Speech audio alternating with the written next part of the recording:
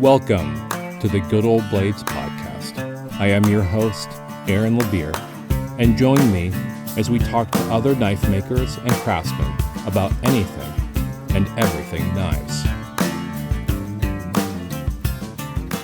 Like many knife makers and non-knife makers alike, I first came to know Jay Neilson as a judge from Forged in Fire. Through the years, I've watched Jay and what he's been doing in the context of social media, on the Forged in Fire show, and at local knife shows, and really came to admire him using his celebrity status to promote the men and women in knives and suppliers of knife-making equipment and tools.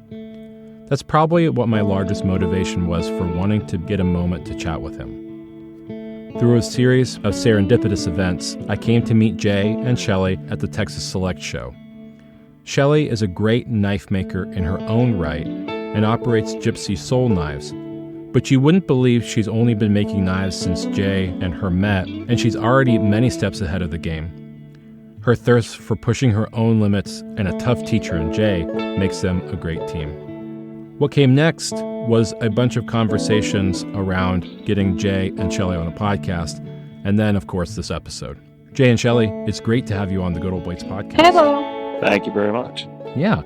Well, I can't. I can say that in my mind, I was wanting to have this conversation for a long time, and I don't think that I ever really had an opportunity to sync up with y'all. But then at Texas Select, it was like the perfect opportunity. Although I have to say it was kind of hard because you know, like long lines of fanboys and girls constantly coming up to you. But it's great that we finally got to talk and got to set up something preliminary about having you guys on the podcast. So thank you very much for joining me here. No, happy to do it. I mean, we try to talk to everybody and all that stuff, but you know, this media just makes it so much easier, and we appreciate the invite. Yeah, it's absolutely a pleasure. So I think probably what would be best for the sake of starting out is, you know, every great story starts with the beginning. And I'd like to get a little bit of each one of your story on knives and everything, and your journey through it.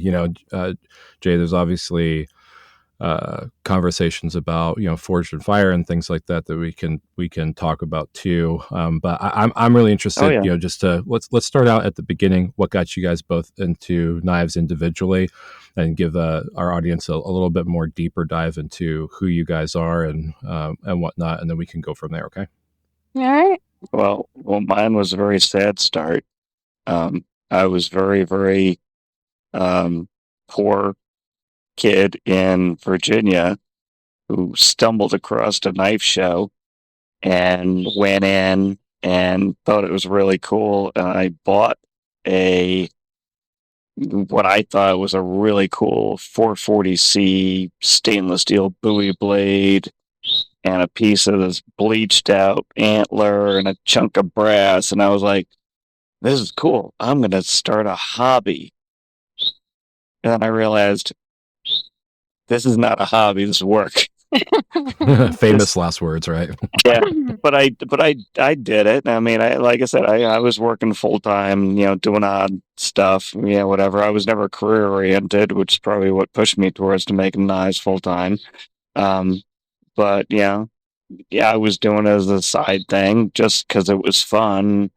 And the fact that the jobs I was working, I couldn't afford a good knife. So I figured, well, if I wanted something, I had to make it on my own. So that's basically where it started. Yeah, I started out grinding saw blades and files and coming up with, you know, the ugliest designs we all start off with what we're working with. And, you know, it just progressed from there. And I sure as heck didn't think it was going to end up being where it ended up, that's for sure. And you were pretty much self-taught in the beginning, right? You didn't. You were pretty well into it before somebody took you under their wing and helped you out, aside right? from the fact that when I started this, there was no such thing as an internet. There weren't even cell phones. If you had to call somebody, there was a cord connected to you to the wall.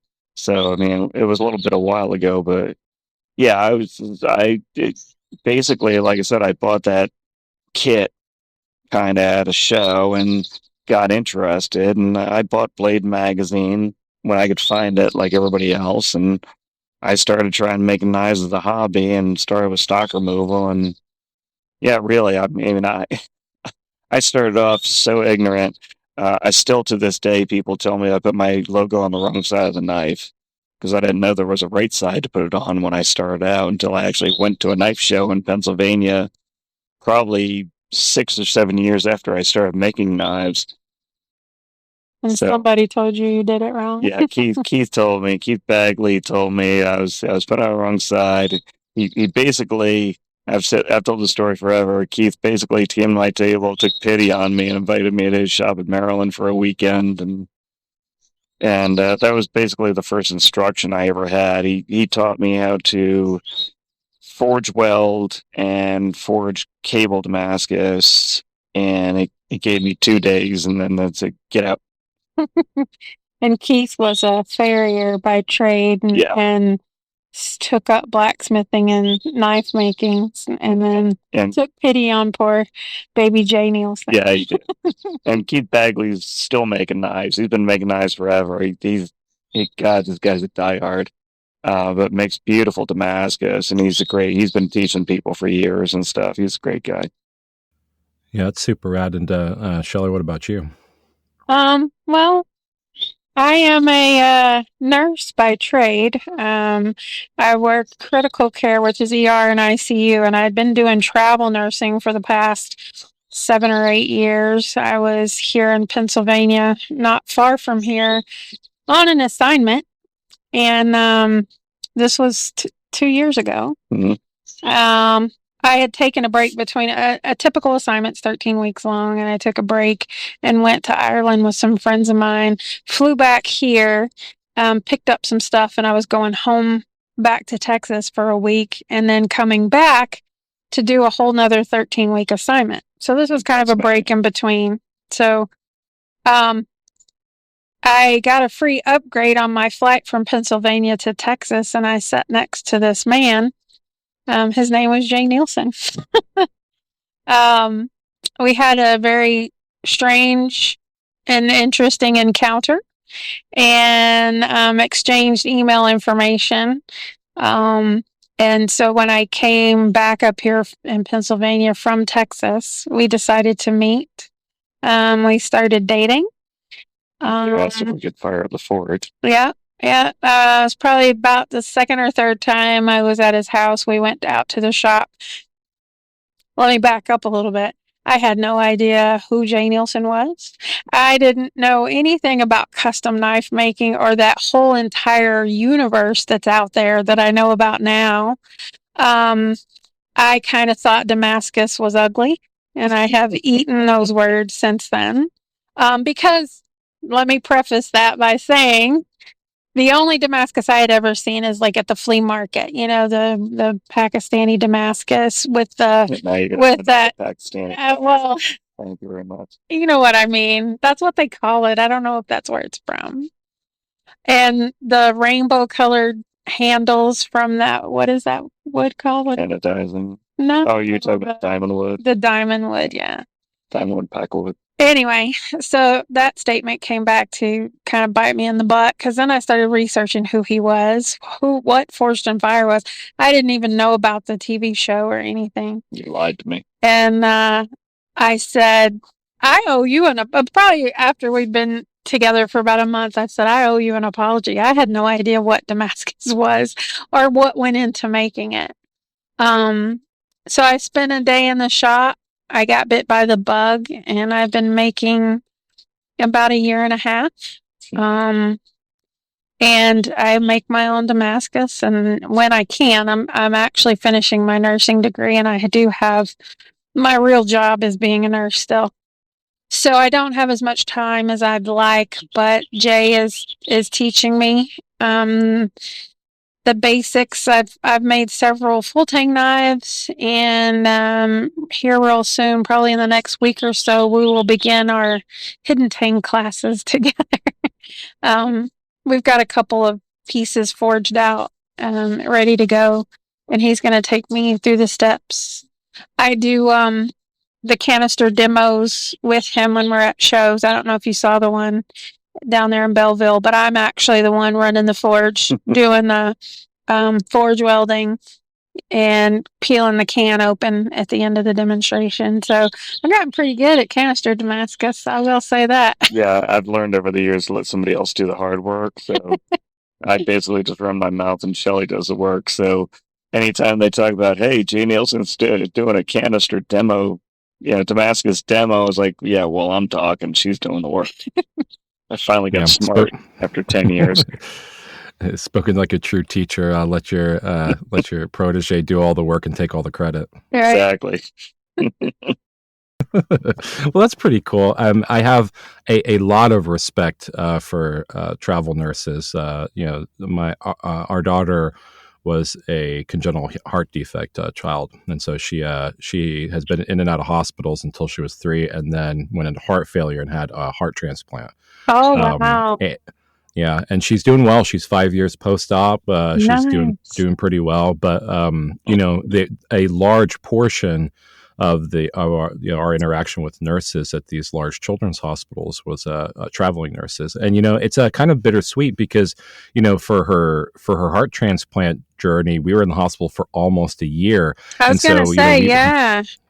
Yeah, because she went into heart failure over at Cook Children's after a surgery, and then moved over to Dallas Children's because they're the transplant hospital. Mm-hmm. And so we saw lots of nurses come and go, and it's bittersweet because you form really close relationships in some ways with them, and it's nice to see them go and do something else and to enjoy that culture of travel nursing, but also bitter because they kind of know what your normals are. They see your kid and they know every day what to expect, and so it's like you gotta retrust somebody all over again. Yeah, I get that. I understand that for sure.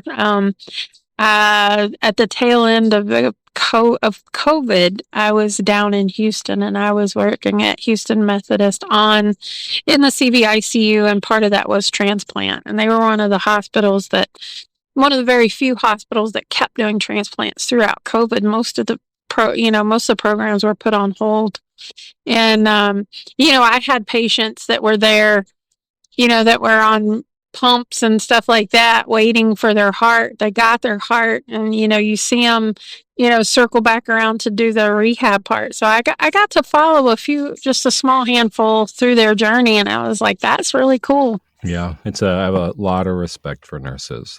I don't think that our lives would be quite the same without that level of compassion and empathy. And advocacy too. So, Jay, you definitely have you picked a good one.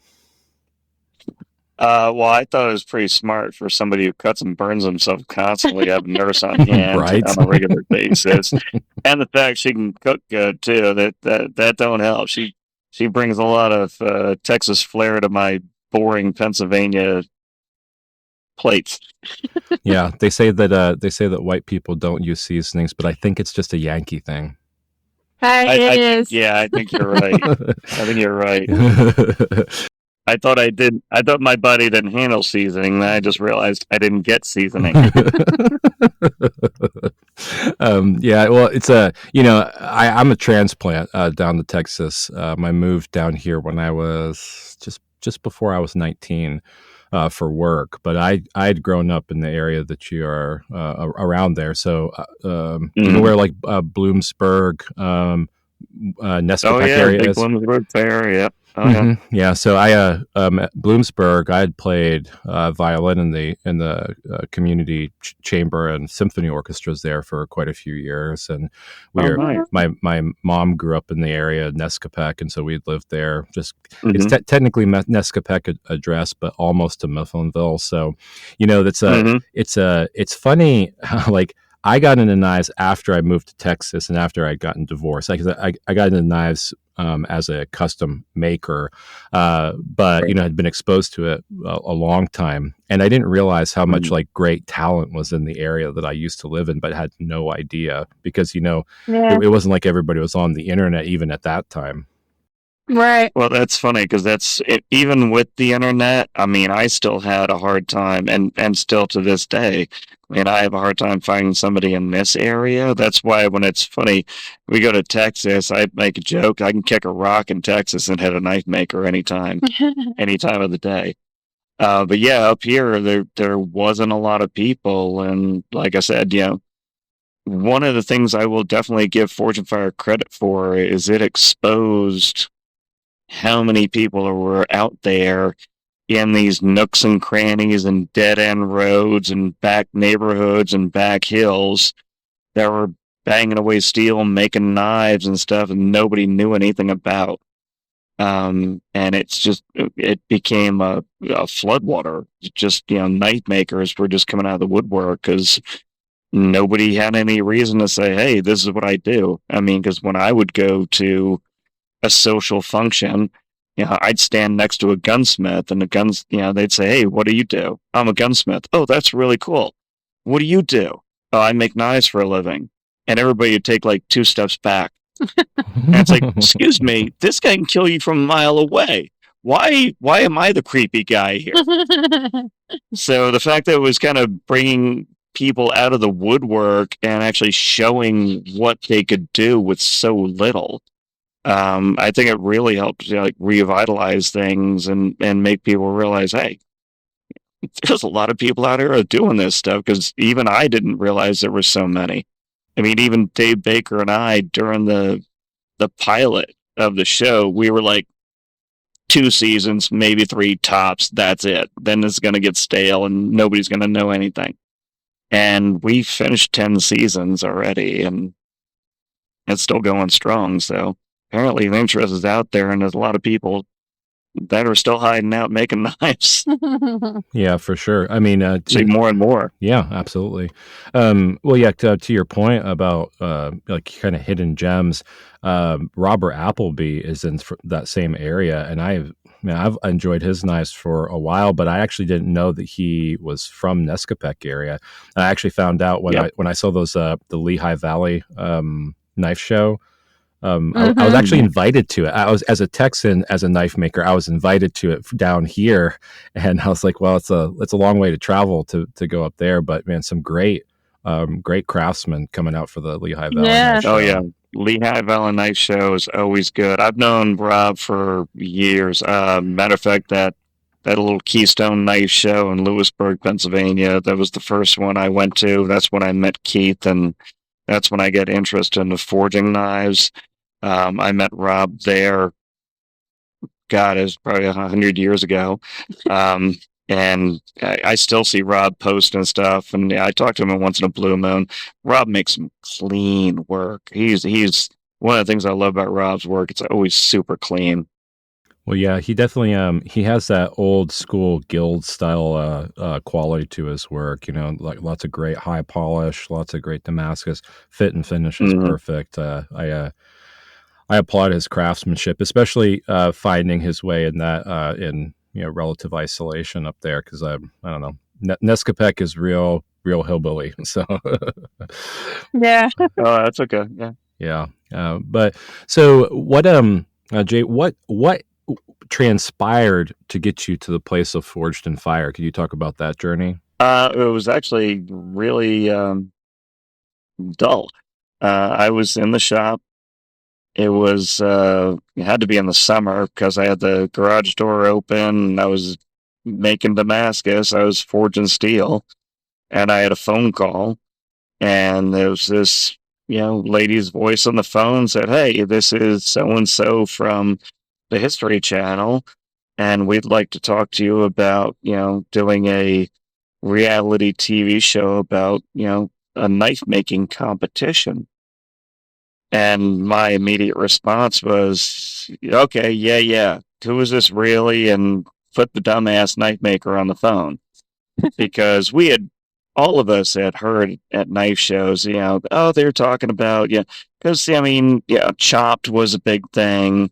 The motorcycle reality TV shows, the making things shows was starting to be a thing. And everybody had talked about, oh, yeah, they're going to do a knife making, a forging show. And we had all heard that for a few years, but nobody ever heard anything solid. So when I got a phone call out of the blue, I thought it was a prank. I thought it was one of my buddies, having his wife or his girlfriend call me and pulling a prank on me. So it took them probably a good 10 minutes to convince me they were actually from the History Channel. And they say, they explain the basic premise. One of the reasons they actually got me involved because I used to watch the Chopped TV show, and I used to enjoy it a lot. And I don't watch a lot of TVs. Normally, I just watch a lot of bad horror movies. But I always liked that show. And then they told me, well, the guy who made Chopped is making this show. He's the writer or producer or whatever. Yeah, and the funny thing is, when you look back at it, Forge and Fire is exactly like Chopped. It's almost the same show. So I said, hey, if you come to this pilot, you'll get to meet him. I was like, well, I don't know, and just like most of the knife makers I met early on, I don't know. I don't know if I want to really be involved in a reality TV show and stuff like that. And she goes, no, wait, we want you to be one of the judges. And I was like, oh, okay, well, that sounds fun. Let's do that. Yeah, my attitude turned around 180 on that. And they flew us, I think it was 2014 or something like that. They flew us out to Seattle, and we did the pilot, and I thought it was going to be a nightmare, and it ended up being pretty cool.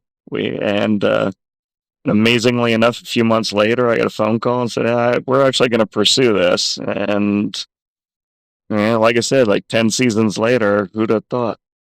And he thinks one of the reasons why, this is purely just speculation, that they reached out to him is because he did used to do YouTube videos of him, destroying or trying to destroy his own work, just to prove how well it stood up, to being abused and used the wrong way and stuff. So he already had like a couple of videos where he did that. So that kind of translated into his particular judging style, I think. Plus, I was one of the few mastersmiths that wasn't like 900 years old. That's true, too.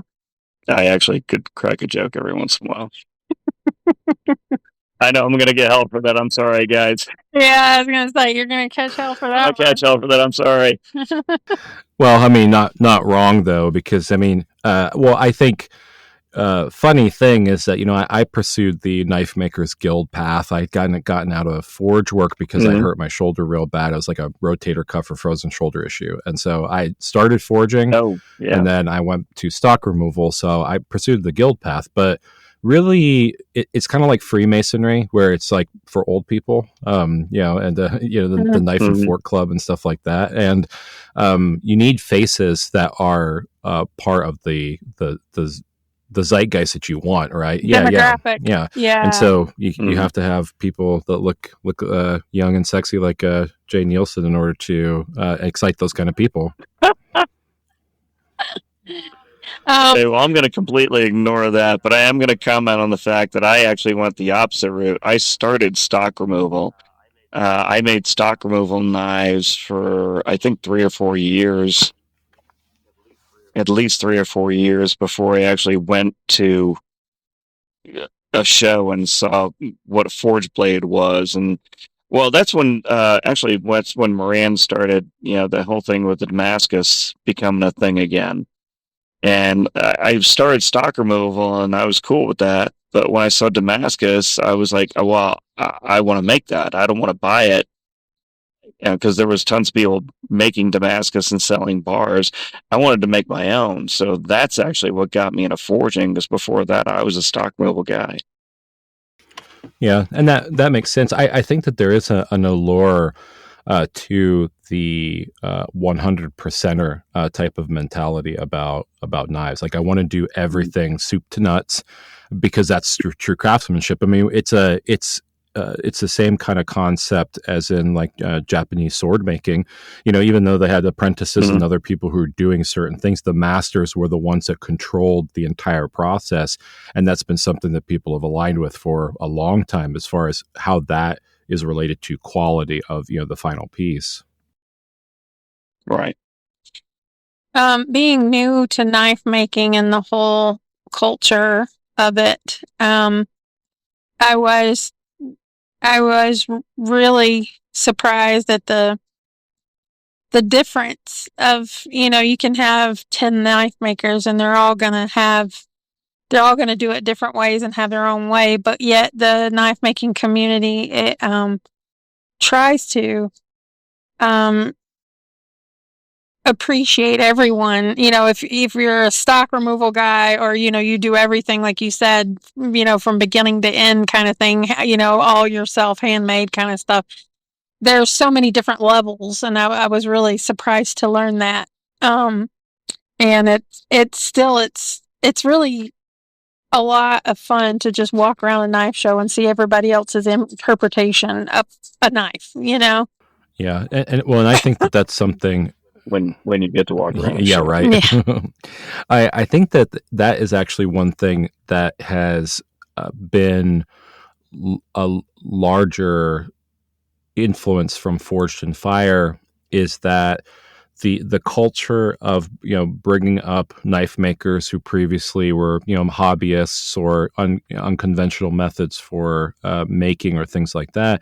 Back in the day, it used to be you were either kind of a lone wolf, you were in the ABS or you were in the guild, and if you didn't have that level of craftsmanship, or you didn't have that seat at the table, then you had to do it yourself. And with Forge and Fire, I think it legitimized the craft of knife making outside of those organizations, and that I guess gatekeeping, as it were, and made it more accessible to people. So definitely you could see where, especially with knife shows, you have a large array of different types of knife makers. The only thing, as a stock removal guy now, I get pelted with stones sometimes by the customer base because they want forged knives, and I'm a stock removal guy, so I kind of get a little bit like a weird eye looked at me for stock removal. But even still, I pitched several times. Obviously, I don't know anything about television, because when we were at the pilot shoot, I asked Doug specifically, please don't say "it will kill, you sound like an idiot." And that became the biggest tagline from the TV show ever. So obviously I know nothing about television, and I should just listen to what Doug has to say, because he's smarter than I am about this. But it's just really weird the way it all came about, and how much it's helped things out and changed some stuff. But I've tried before to suggest some different things. One was obviously a youth episode. I've been trying since season 2 to get one of those going. But another one was a stock removal version. Why couldn't you do? I mean, basically, you took Chopped and turned it into Forge and Fire. Why couldn't you take Chopped and turn it into a stock removal competition? You could throw folders, you could throw slip joints, you could throw all kinds of different stuff. You could do that with forging also, but I mean, there's a whole nother variant. You could throw out a spin-off of stock removal, straight stock removal, folders, period pieces, youth challenges. There's so many more things you could do. Hell, I even told him once that you could fire me and I'll come back and do the youth episode, the first one, for free, for crying out loud. Just because I've been trying to get it done for so long. Because I get handwritten letters from kids that are like 10 years old. First of all, I didn't even know kids could write letters anymore and put stamps on them. But I get letters with kids sending me pictures and diagrams and describing how they would do their knife in this episode and stuff like that. I mean, there's a huge youth audience out there that we haven't even tapped into yet. I mean, Forge and Fire itself, I mean, one of the things that's helped is we're perpetuating our own contestants. Yeah, they're creating their own contestants. They have people coming on now that say, "Oh, well, I watched an episode of Forged in Fire, 6 years ago, and decided to start doing it." And now they're there. They're on the show. And now they're like, "I want you to test my knife." I was like, "Oh, geez." Yeah. Well, I guess that's probably the one thing about being knife makers is that we probably should stick in our lanes, as it were, because I've thought about that too, where I think certain things are cool ideas, and then people who are maybe more marketing minded are like, that's never going to work. And true to form, there's a difference, I think, between people who enterprise to convince the masses that something's cool than it is the people who are perpetuating that. Like, I mean, you, for instance, that's a great idea. I think that, having a youth episode or a show or something that celebrates youth in the craft is a great idea. But at the same time, I can understand where the populace at large doesn't want to see a bunch of kids making knives all the time. It's not as alluring as, all the drama and stuff. My argument on that is chopped kids. Yeah. They're actually using more equipment and more dangerous stuff than we do on Forge and Fire. And they have a whole series. So that's my argument on that. Yeah. But I'll stop from there because nobody in TV listens to me anyway. Yeah. So. Well, you're just going to have to do it yourself, right? If you want it done right. Yeah. Oh, yeah, I'll get sued myself. That's great. On Chopped, I actually, my wife's best friend was on Chopped. She worked in a pizzeria called Pizzeria Toro, and Marla Thurman. I've actually thought about inviting her onto the podcast to talk about what Chopped did for her, and also how she thinks of knives as it functions within culinary, and what she did with the pizzeria. She's been all over the world doing cooking stuff and things like that too, but. Oh, that sounds cool. I'd listen to that. Well, I'll have to have her on. I think that she'd probably say yes, but she might also tell me no. Well, you never know. It's about the same way with asking knife makers to be on any podcast because they're curmudgeons that don't like technology. That's funny. Shelley calls me a curmudgeon all the time. Well, as you can see, it was me that set this up and called in. So that's a good point, actually. I just had to make him sit down and talk. Yeah. So I'm interested, Jay. What you have Doug's like it will kill type of catchphrase and everything. What do you think that your particular allure is in the context of the show that's led to your own celebrity and whatnot? Because I've always been interested. Like, you're a very consistent and thoughtful and intelligent person. That's the way that I see you conduct yourself in the in public interactions. But what do you think is the reason why you've been endeared to the knife making community? Well, first of all, I don't. Some people tell me it's a compliment, but I've been called for years the Simon Cowell of knife making. I think there is a good group of people out there that can appreciate the fact that, because I come off as like kind of like the jerk on the show, but I'm not trying to be a jerk. I'm just being very straightforward, trying to tell them what to do. And I've learned over 10 seasons, you don't elaborate. There's sound bites, because if you elaborate, you're going to get cut. So you make very sharp, concise points so they don't get on the cutting room floor during production, and you try to get your point across and help the person. Because honestly, I mean, the main reason I think most people like watching me is because I will try to break your stuff. Everybody tells me you should probably back off and all that, but I was like, they did not put on my paycheck to back off. They put on my paycheck to break stuff, to do the best you can to test this stuff to its physical limits, and that translates into I'm going to break your shit. So, and that's what people kind of get used to, and that's what people enjoy. Even though I really hate breaking people. Because I know what it takes. I know what they go through on that floor. I've competed on the floor. It's horrible. It's painful. and have your stuff destroyed, it's heartbreaking and stuff like that. I don't enjoy doing it, but if it's gonna break, I'm gonna break it. Yeah, well, I mean, also, I think that methodology is also really good for nurturing makers into the mentality of what is required for the ABS, right? Because I mean, both the junior or the journeyman smith and the mastersmith levels, you have to go through, a bend test. Like you have to be able to destroy work. Exactly. Yep. I actually did a bend test. We did some. There's still 2 weeks ago. You did somebody's JS. Oh yeah, I did a journeyman test here. Yeah, I've done several journeyman and master tests. But we even did some stuff, and there's still a bunch of stuff, outtakes and episodes that haven't aired yet.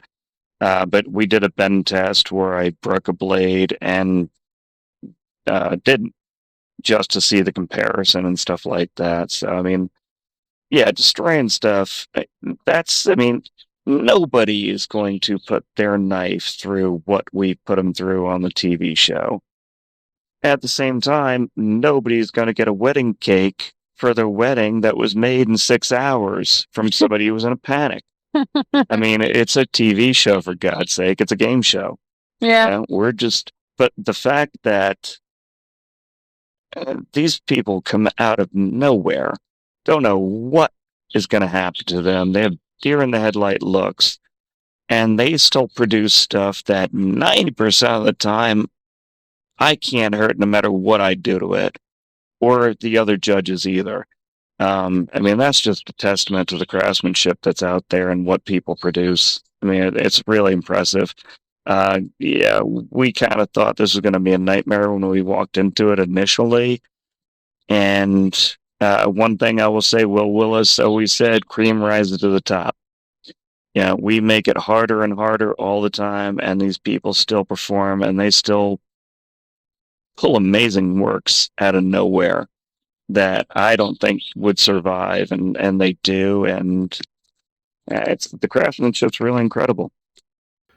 Yeah, because I mean, the format is really in some ways designed to be disruptive enough where most people would fail at it if they didn't have a good adaptive head on their shoulders. Oh God, yes. We've had people just fall out. I mean, literally, like, stretchers, ambulances. Sometimes it's the heat, sometimes it's just stress. Yeah, they panic. They just collapse. Sometimes it just happens. It's really funny. I mean, I can quantify that by saying Dave Baker and I both have had conversations, because when we would go on the floor and compete, we watched 7, 8 seasons of this show. We know every stupid thing that you do, you shouldn't do. And both of us looked at each other and said, yep, we did every one. Every one. We looked at our contestants. We looked at the clock. We did everything you'd say you're not supposed to do when you're up at that table. But it's just human nature. It's meant to shake you up. And I mean, that's the whole idea of these game shows. Putting on the pressure. Mm-hmm. Yeah. Well, I've also observed that in the knife making community, there's a high degree of integrity too, because even with all that stress and the constraints with the show and whatnot, there's a lot of people that come out and are pretty genteel about the entire experience. I mean, I don't know what goes on the cutting room floor as far as like contestants being assholes and argumentative and whatnot, but it seems at least that the larger majority of makers, take it on the chin. Yeah. As far as I know, the best of my knowledge, in the entire 10 seasons, we probably only 2 contestants that went kind of apeshit. My favorite example is, God, I think it was like season 3 maybe or something. Phil Evans. He's a knife maker I've known forever. I think it was him. It was Ryu. Was it the satellite dish? I think it was Ryu. Yeah, I think it was Ryu with the satellite dish. Ryu had no idea how to use the press and the power hammer. And Phil Evans, I believe he's a journeyman smith, but again, he's a knife maker I've known forever. He was on the show. He literally took 20 minutes, and they're on the clock. He took 20 minutes out of his time to show Ryu how to work press in the power hammer, and Ryu moved on to the finale, and Phil didn't. And Phil has no problems with this. He has no issues. And I've talked to him about it after the fact. He's told this story a couple of times. And he's just, he needed help. He needed help. I helped him out. Yeah. Because that's just the way it is. Because I didn't finish as well as he did. That's all there is. And that's the idea with knife makers. And you would think knife makers would be the first people to stab somebody in the back. Especially, I know it's that was a terrible fun. I know, but the game show, come on.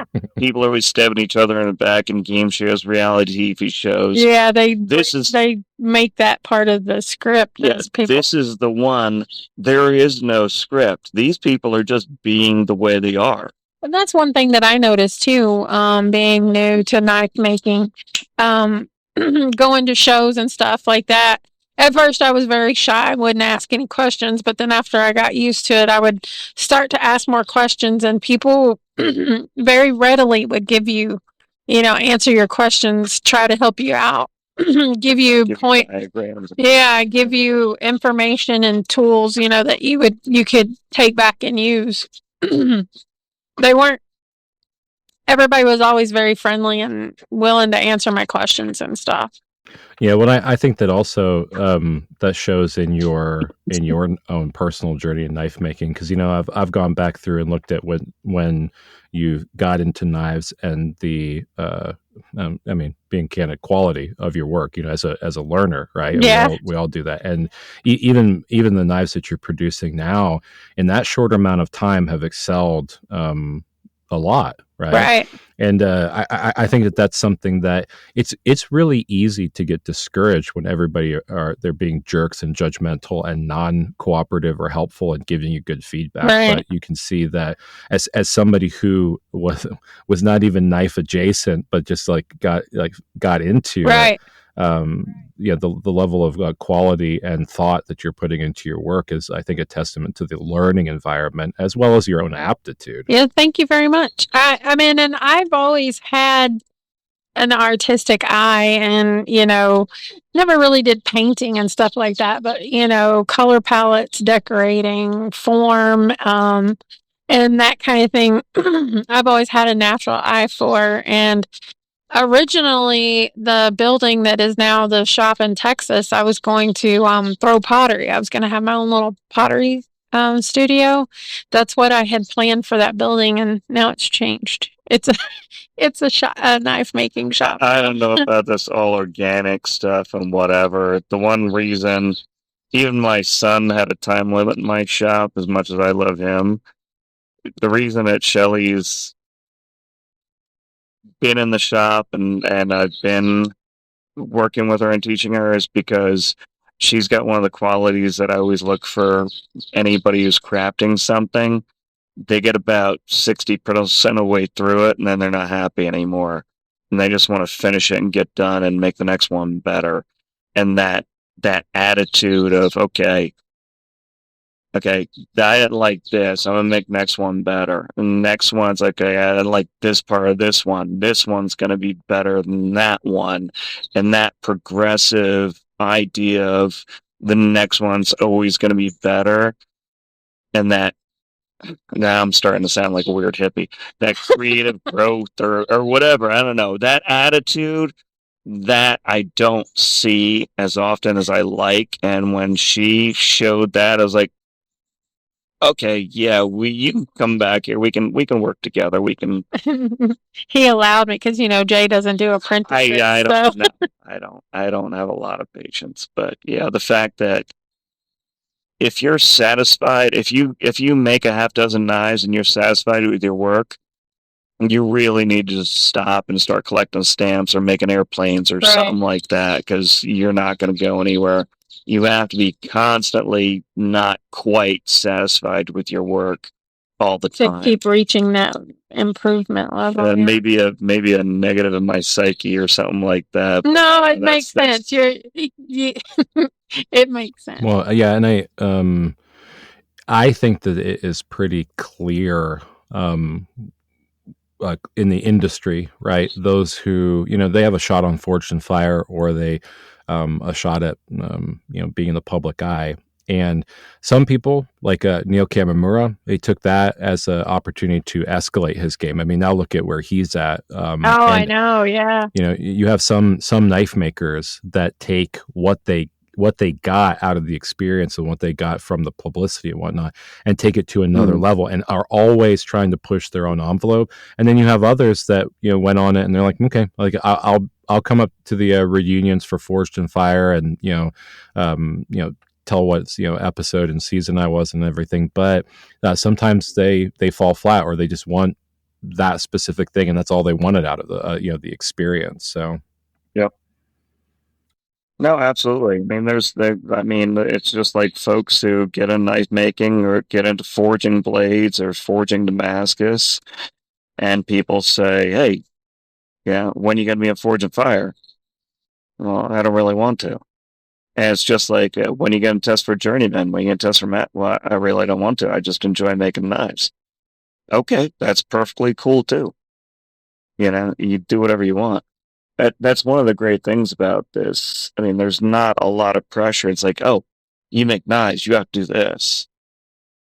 There's no script that you have to follow. It's basically, it's a hobby. You can take as serious as you want to.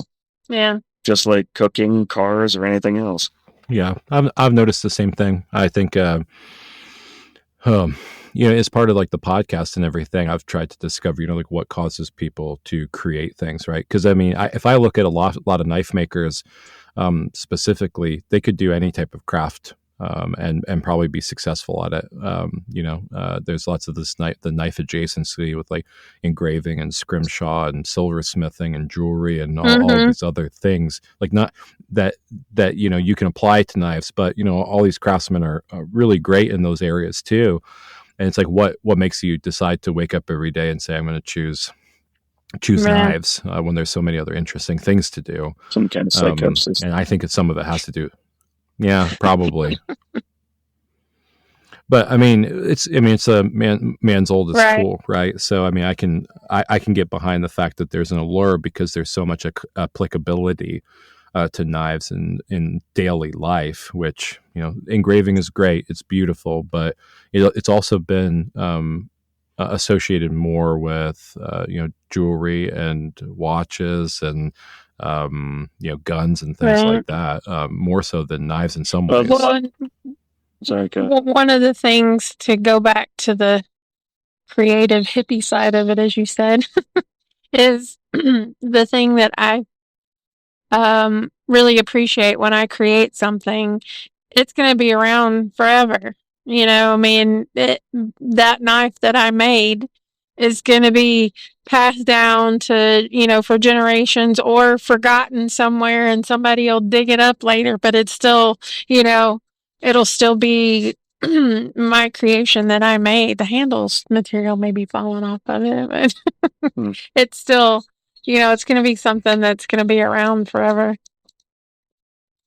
or for a really long time anyway. Yeah. Well, and yeah, I mean, I'm all for like that I guess that hippie type of thought, because really, if you think about it, right? I mean, we're craftsmen here first, I think, but every day, like when you wake up, and every ounce of energy that you put into something, you have to decide on whether it's worth it or not, right? And and I've said it for a while, as part of the context of this podcast, like you have your birth date and you have your death date, and what you do with that in between is really kind of what defines you. And so, I mean, even though it is like a esoteric or hippie or whatever in some ways, I really would like to think that the energy I'm putting forth in what I'm doing is something that is going to outlive me, or at least people can think of me and the context that I supplied to it in a way that I mean, you could call me a dipshit or you could call me a genius. I don't know which, but it's not up for me to decide that. It's up for posterity, you know. Right. Yeah. Same thing here. Yeah.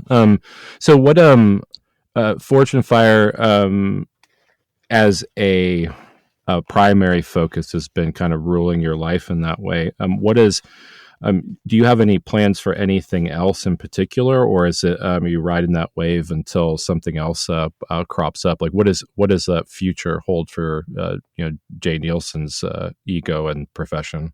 Well, it's funny. I was going to mention that just before, because I used to keep getting grief all the time about, hey, you're a TV personality or whatever. I was like, no, I'm a knife maker. This is my side job. The TV show is my side job. Knife making is what I do for a living. So, we're on hiatus with a whole bunch of other shows because A&E, our parent company, bought a whole bunch of shows and streaming and stuff like that. So they're doing some restructuring. Yeah, they're restructuring or something like that. So it's funny. I'm one of the few guys in TV that's actually happy about the hiatus because I'm actually enjoying spending time in the shop making knives like a normal knife maker again. Because it was fine, earlier because, like days off, me and Baker would go on the set and use the shop. But during COVID, we couldn't do that. So I'd go, months without touching a tool or stuff like that. And that was driving me crazy. So having this little hiatus right here, I'm okay with it. But now we're just working on some different projects. We just finished the Battleship Texas project up. Yeah. One of the things that he was able to do when I first met him, it was not long after a pretty life-altering event that he had to deal with. And he, between the show and other things, he had not spent a regular amount of time in the shop making. And he had a backlog of 5 years of custom orders. And one of the things that he would talk to me about is, I really want to dump these orders and get back out there and get into the shop and make what I want to make. It took him almost a full year to do that, just the process of, he didn't have a whole lot of deposits to refund, but, he drafted an email explaining, what was going on and everything. And there was maybe 2 people that gave him crap about that, but it was very minimal. And just now, probably over the last 2 months or so, I have seen him actually light up, be happy, and look forward to going out to the shop because he's thought of what he wants to do next. And he's done all kinds of stuff. He's played with things, he's testing out a new forge right now, and while he was doing that, he'd play around with some different things. Stainless sand mine, because I hadn't had the chance to, even though everybody else in the show had done it. Right. So this is how the show interfered with him. He hadn't even really gotten a chance to play around and make stainless sand mine. For as long as he's been making knives, he didn't have that opportunity and leeway to just play around with stuff. And he's able to do that now, and you can definitely tell each piece that he makes is there's a little something new that he's trying out, and it's pretty neat. He's happy. He really is happy. I'm getting tired of making knives that I made 5 years ago. Yeah, because his backlog was so long. He was making knives that people had ordered 2 or 3 years ago, and he'd already made some. So yeah, well, it's becoming a job, not a passion. Mm-hmm. Yeah, I for better or for worse, I dropped having books quite a few years ago. I'll take custom orders every once in a while if the project is something that's interesting enough to me. But I kind of not a TV personality or anything. I mean, pretty much nobody cares about me unless I'm constantly in the public eye making stuff and everything. But I work full time, so sometimes my shop time's limited, right?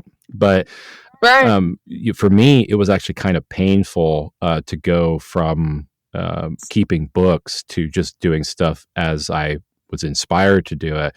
One, because I think that there's a culture now where people love to be on somebody's books, even if it's only like to have a placeholder, and then at some time in the unknown, distant future, get their stuff.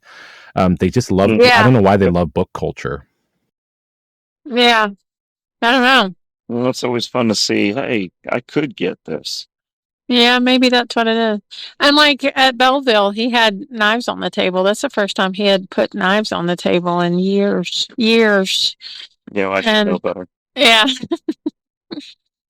It was It's interesting. Because everybody just wants a signature in a picture. Yeah. Yeah. True. Most people don't even notice there's knives on the table. Yeah, well, how was Belleville in that sense for you? You sold everything, didn't you? Oh, Belleville. Yeah, Belleville was a great show. Belleville was great. Yeah, that's one of the few shows that we went to last year. We're definitely coming back here. Yeah, we do the demonstrations, and they have demonstrations with a bunch of other makers. The ballistics dummy labs demos are fun. I actually got to stab the dummy this time. It was fun. Yep, chopping up dummies and we did the Canister Damascus demo the last 2 years because we were going to mix it up, but they requested it again, so we did that again. And we do a lot of answering questions, and we do a lot of teaching when we're traveling around and stuff like that. We're always doing some kind of this say do this, that say do that. And in the future, once I get done with my school and I can work remote, because I'm pursuing my master's in nursing education. So I want to work remotely with universities, just grading papers and classwork and stuff. That way I can spend more time with the knife making, and eventually we have entertained the idea of maybe classes. While we're in Texas, we can do classes there. When we're in Pennsylvania, we can do classes up here. We can have more time to travel to more shows and hammer-ins and things, and maybe teach, have little workshops at those type of things. This year we're pretty sparse. I've had to tell a lot of people no, because we got to focus on me and get me. We got to get through my degree, and put the plan in place to actually be able to do the snowbird thing. So this year we're going to be a little scarce, but I can definitely see more shows in the future, and just him helping people out. He usually is able to answer people's questions and kind of give back to the community, kind of thing. Well, I try to answer everybody's questions, and I mean, I do journeyman and mastersmith testing up here. Yep. Got to answer questions, a lot of questions. Yeah. But no, I'm always happy to help out. I mean, I would not have gotten where I am if people didn't answer my questions to help me out. Yeah. So it is only right for me to do the same. And I don't care about the TV stuff and all that. I'm still a knucklehead knife maker from northeastern Pennsylvania, and I try to answer everybody's questions and help everybody out as much as I can. I don't take the whole TV personality thing that serious. No, he doesn't. I mean, that you've met him, and when we're out in public and stuff like that, it's the same way. He's just, whatever. Yeah, I will say, so at Belleville, my daughter had come up and gotten a photo sign, right? and you gave her one of the markers that you signed with too. She's like, you're like, do you want to take anything on the table? And she's like, I'll have a marker. And I was like, why? But then we got home, and in true fashion, she had her signed copy of your photo on, I think it was the coffee table, and one of our puppies got it and ate it. And I was like, Oh, no. she came up to me and she was like, Dad, look what they did. And I was like, at least it wasn't your homework. Oh my goodness! Now you have to give us your address so he can send her another one. I'll send her a new marker. Yeah, you message me y'all's address, and we'll get her another one. We gotta Doug the same thing. I totally feel you on that one. We'll even put it in something and tell her it's puppy proof. We'll find. I'll add a picture and everything. Yeah, she actually the last episode I published, she actually was the interviewer to Paul Lusk. He's down in Spring, Texas. Oh, no. And nice. so she got to do his interview, and then she also did the introduction. We recorded it, so it's been cool. I really am a big proponent of kids getting into the craft in any way they can, because I mean, to be honest, I've heard all these stories of these old timers, at guild shows and things like that, where they would either give knives away or spend a good amount of time with kids, invigorating their curiosities and stuff. And they're the generation of kids now that were spurred on by that and are promoting the knife culture with their own offspring. And it's an extremely valuable thing to invest in the youth and their ability to make and to get hands-on experience, right? Oh, absolutely. That's one of the reasons I've been trying to push this whole kids version of Forge and Fire. I for some reason it seems as mindless as mild steel handle bolts to me. It's like, why hasn't anybody done it? Why hasn't everybody thought of this? It just seems like simple. I know I'm no genius, obviously. So why isn't everybody else coming up with this idea? But I still think it's still a good idea. I mean, like I said, I've had kids from the UK write me letters. Oh, good God. I still think I got an Instagram. There was a kid, and you talk about creative. This kid took his Legos and did a Forge and Fire testing episode. I mean, I will admit that it was Doug doing the testing and not me, because it's really hard to find a Lego with a goatee. But at the same time, this kid did a whole stop motion video of us doing strength testing on the show with Legos. I mean, this show has obviously inspired kids in one way, shape, or form. Yeah, I mean, there's a ton of merit to it. I mean, anything that involves kids and knives, I'll always sign the petition for that and support it as much as I could. But it probably is also, I have our kid is almost 9, and then being remarried, I have three stepchildren, but it's 18 and 23. And honestly, I've been surprised at how great shows are to incorporate everybody, because I'd start coding the shows and maybe it was my wife and I, but then we'd bring the kids around and kind of adjacently they'd go around. I'd be like, just go out and talk to knife makers and grab stickers and things like that, and just figure it out. And they've actually come to endear themselves heavily into knives. They're invested in it like I am, and they understand how to look at knives and inspect them and what the cutting qualities are and things like that. I mean, kids That's cool. Yeah, I mean, kids need that. They need to be getting their heads out of playing Roblox and stupid crap on technology and actually living in the real world. Well, and that's one of the things about the show that I was impressed right away. And once I got out into the public with Jay, is how many people come up and's like, oh, I watch your show with my whole family. So families are watching the, wives are like, yeah, it's so cool, with the testing. And, I'm fascinated about how they do this stuff. And the kids are excited about it. And so it's become a family activity, not just something that just the kids like or just the mom likes, and Because a lot of times it's like, well, dad watches their show, mom watches her show, the kids watch their shows. Yeah. And they said, but when Forge of Fire comes on, we all get together in the living room and watch it together. And that was one of the few times I had ever heard of that. And I just thought that was really cool. Yeah, and I thought that was pretty unique for that show because you don't hear that about a lot of shows, Because they're supposed to be crazy, vicious bastards with knives. No.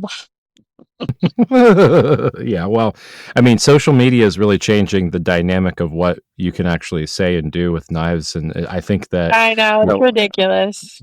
We're slowly getting to the point, I think, where because of the legality of and risk of knives and things like that, that social media will start to distance themselves entirely. But then we're only going to have, either you're going to be able to go to local shows and see your knife heroes and things, or maybe if Forge and Fire continues and they can embrace that culture with kids and stuff. Maybe that's the next thing. Maybe we just have to wait for social media to distance themselves, and then there's the only avenue is going to be able to is going to be local shows, or you're going to be able to see it on TV somewhere where the structure is continued.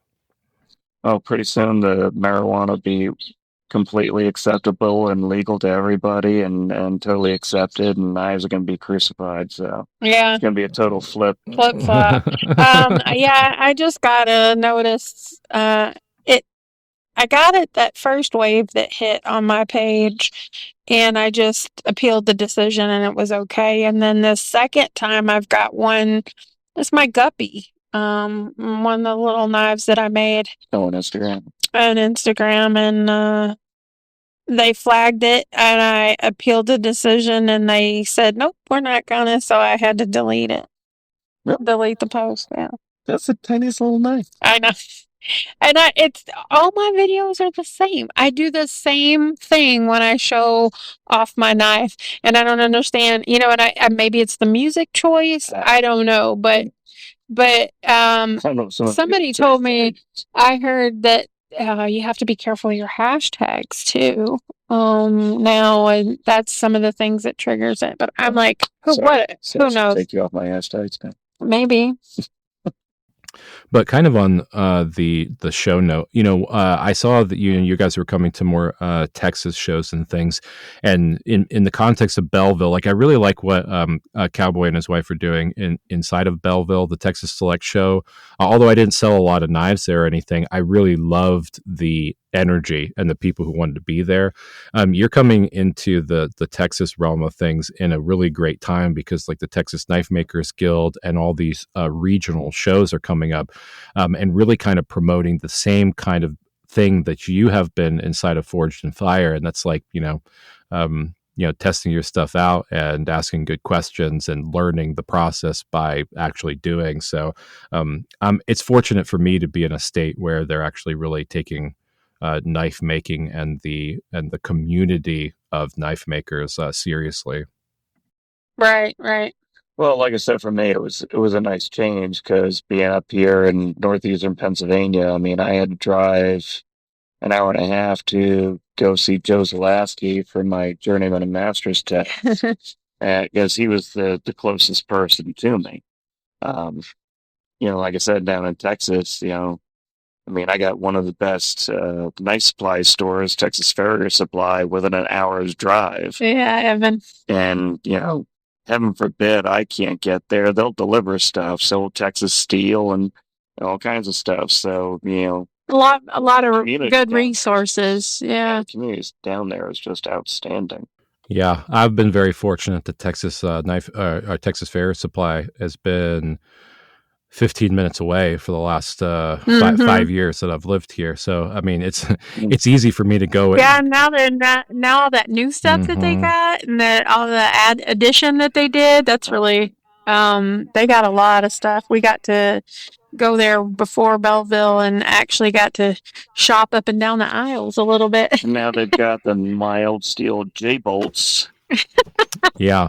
And we're working on an anvil. Yeah. Oh, that'll be cool. We're working on some new stuff. Yeah, that's cool. The J-bolts. So I had gone there right after Evan got them in, and I was like, "What are these?" And he's like, "Yeah, Jay had told me that these, why don't we have those in the industry? So we went out and got them machined and everything. I was like, that's smart. I think I pinged you about them. I was like, there are some like stainless things that you can apply later on, and you're like, makes sense to do it all at the same time. And I'm like, you're absolutely right. And so I have a few of them waiting for me to do a project on them. But I thought that was it seems like they should have been there for forever, but right, but they weren't. That's why Jay didn't understand. It took me like 5 years to find somebody who would make them. And I'm like, wait a second, I know I'm not the smartest guy in the world here. How am I just coming up with this? Well, Jay will call himself one of the laziest knife makers that you know, and he says that because he has, and it's funny because he sits back and laughs at me because he's done it, and he's done it the hard way, and he's done it the wrong way, and he's come up with a much easier solution to this problem because he's done it the hard way and done it the long way. He's like, oh, well, we'll just skip all these steps, and here you go. And he'll let me fumble. He'll let me struggle a little bit and let me go down that path just enough to say, do you want me to show you an easier way to do it? And it's like, absolutely. It makes all the sense in the world. So that's where his wealth of knowledge is from doing it the hard way and doing it the long way. He's become super efficient. As long as it doesn't cut down the quality of the knife, if it shortens the process, I'm down. Yeah, and one of the compliments that he got, to kind of circle back around to, you mentioned Neil Kamimura. I got to meet him at Blade Show last year, and I had seen his work, and Jay was, he goes, this guy's phenomenal. It's really cool. And so he introduced me, and we just had a short exchange because, the Blade Show's crazy. And Jay and Neil even had his own little following going. He goes, this guy right here is the reason my shop is set up the way it is for efficiency and, quickness. Instead of walking to this table 15 times, well, why don't you move that over here so it's right there? And that was one of Jay said, I'm quoting you here, sorry, but he said that was one of the coolest comments that he's ever gotten, is that he picked that up from Jay, being organized and making it easier, not harder. Yeah, well, I think that's great. I mean, with Neil, I mean, he is a hardworking guy, and he wants it like a lot of other people don't care for. I mean, he's willing to put in the hours, and funny, Texas Ferry Supply is this kind of like epicenter of great knife makers coming through. There was a time when Neil had come in. It was before, I think, that he really got crazy popular. He was doing like a hammerhead and was a guest that Evan asked him to come in, and I was in the hospital with Evelyn at the time, and so I couldn't come to it. But I've thought about that. It's like maybe that was my window to be able to have him on the podcast, is like actually get to know him when before the Jason Momoa era and all that stuff. I probably missed my window, but I think that it's interesting that how dynamic the population around knives can be around rallying around people, like when you see the work that they're doing. I personally appreciate Neil being vulnerable about mental health and things, and his journey through that, because that's something that we don't really see a lot of. Is you want to have a facade around you personally versus what you do professionally, and he was like very genuine about some of the struggles that he's had, and how bladesmithing helped to save him from that. So I appreciate those things, like the way that we all are kind of connected, the fact that he took examples from you as well. To me, that's like serendipity, right? It's like how are things related to each other, and how do great ideas start and are proliferated. Yeah, that's cool to me. How things evolve. Yeah, for sure. And something you mentioned too that I will give Neil amazing credit for, because we talked about this on the show, because Neil had only been making knives for like 6 months when he was on the show and actually won the competition. It wasn't the fact that he had been making knives for 6 months, it's how many he had made in 6 months. Like you were saying, he's extremely hardworking, and he will go out there, and it doesn't matter, if he's been doing, worked a 6-hour day or a 12-hour day. This guy is beating steel and making knives constantly. He never stops working. So, in that point, the quantity in the amount of time has improved his quantity, if that makes sense. Quality, yeah, it has improved his quality. As opposed to somebody who's making knives for 6 years and has made 10 knives. Right, yeah. When they made 100 in 6 months, you're going to shorten that curve. Yeah. Yeah, I find that fascinating. And I mean, the kind of talent that you've come into contact with and, helped nurture in one way, shape, or form, that butterfly effect is pretty incredible. Like, I mean, I'm sure that you have stories about individuals that you've seen that have come up. And I'm always interested for somebody who has their finger on the pulse of a lot of makers and have, constantly field education and whatnot. There just has to be a lot of visibility that you have that maybe even some of us who are siloed off into certain type of making just don't even get to see. That's some pretty interesting stuff every once in a while, yeah.